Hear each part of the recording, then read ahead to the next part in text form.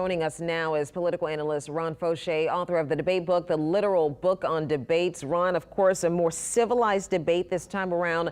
But I just want to know, did this move the needle for any undecided voters?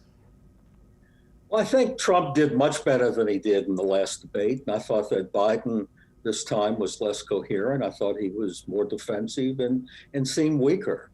The political bottom line is really about answering two questions. First, did it help Trump? I think probably yes.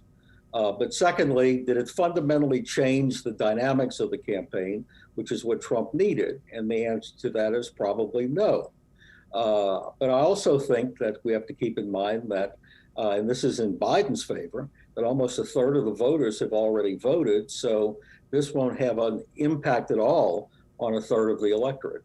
I know that one of the big topics and one of the big points of contention here was, of course, reopening the economy, of course, in the midst of a pandemic that's happening right now. President Trump very adamant about reopening the economy. They went back and forth over this for a couple of minutes, actually.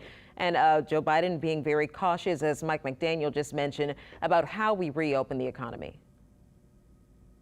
Well, based on the polling, most voters agree with Joe Biden's position on this. They think that President Trump has not done a good job handling the response to the coronavirus, and they favor Biden's position. They think Biden would do best with it. And so anytime they're talking about that issue, it's helping Biden. Although I have to say, I do not think Biden was as coherent and as strong as he could have been on dealing with some of these healthcare issues, including the coronavirus.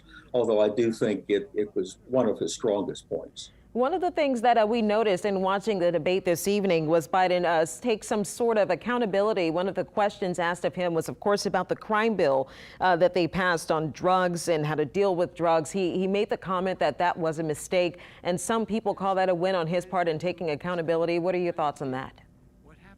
Well, Joe Biden has said he thought that was a mistake long ago, that there's nothing new about that. Generally speaking, voters believe that when the issue is a matter of race or racial justice, they generally prefer Joe Biden on that.